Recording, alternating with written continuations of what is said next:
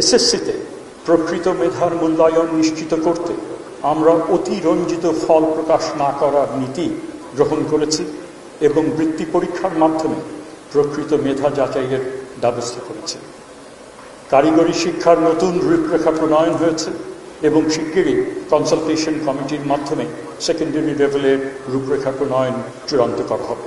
এনটিআরসির মাধ্যমে প্রধান শিক্ষক প্রিন্সিপাল নিয়োগের উদ্যোগ নেওয়া হয়েছে, যাতে যোগ্যতার ভিত্তিতে শিক্ষা প্রতিষ্ঠানের নেতৃত্ব প্রতিষ্ঠিত হয়। শিক্ষা ব্যবস্থার প্রতিটি ক্ষেত্রে ডিজিটালাইজেশন প্রক্রিয়া চলমান, অনলাইন বদলি, ফাইলিং এবং এডুটেকের মাধ্যমে শিক্ষক প্রশিক্ষণ এবং শিক্ষা কার্যক্রমের মানোন্নয়ন অব্যাহত রয়েছে।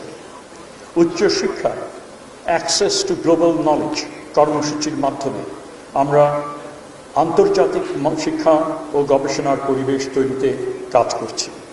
টিমস ও লানাতে যোগদানের মাধ্যমে আমরা আন্তর্জাতিক বেঞ্চমার্কিংয়ে যোগদানের দ্বার প্রান্তে আছি। শত চ্যালেঞ্জের মধ্যেও এই যাত্রা আমাদের নতুন দিগন্তে মিলিত হতে সহায়তা করবে।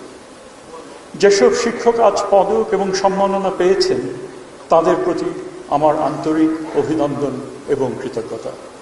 আপনারাই শিক্ষার আসল কারিগর, জাতি গঠনের স্থপতি।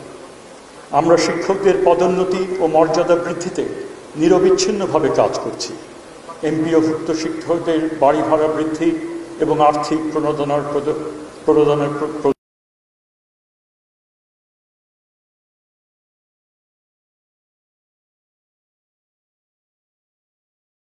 দেয়ালিকা, বিতর্ক, গার্ল গাইড, বয় স্কাউট কার্যক্রমকে বিশেষভাবে করা হচ্ছে। বিগত সময়ে শিক্ষা বিস্তারের নামে নানা অসঙ্গতি আর দুর্নীতির কথা আপনারা সবাই জানেন। অপ্রয়োজনীয় শিক্ষা প্রতিষ্ঠান নির্মাণ, শিক্ষক নিয়োগে দুর্নীতি, মানহীন শিক্ষায় চটকদার GPA 5-এর বাহুল্য, অবকাঠামোগত অনিয়ম, এমপিও করায়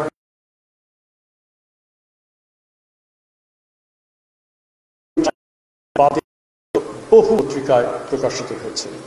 কিন্তু কর্তৃত্ববাদী ওই সরকার তা দমনের উৎসাহ দিয়ে গেছে ক্রমাগত। শিক্ষা মন্ত্রণালয় এই সকল দুর্নীতি শ্বেতপত্র প্রকাশ করতে চায়।